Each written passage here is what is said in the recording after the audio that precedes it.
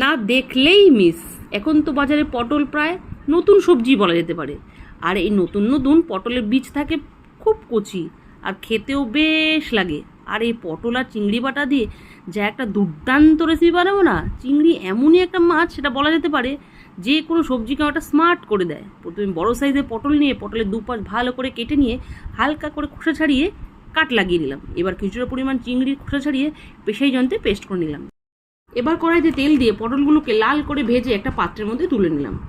হলো, এবার কড়াইতে আবারও কিছু পরিমাণ তেল দিয়ে কালো জিরে ফোড়ন দিয়ে পেঁয়াজ কুচি দিয়ে বেশ লাল করে ভেজে একে একে সর্ষে, কাঁচা লঙ্কা, 2-1 কোয়া রসুন একসাথে বাটা, সামান্য টক দই, কাজু বাটা, নুন, হলুদ দিয়ে 2-1 বার নেড়ে চেড়ে আবারও চিংড়ি বাটা দিয়ে ভালোভাবে কষিয়ে তেল ছেড়ে এলে এবার ভেজে রাখা পটলগুলোকে একে একে ওই মশলার উপর দিয়ে 2-1 বার নেড়ে চেড়ে ঢাকা দিয়ে দিলাম।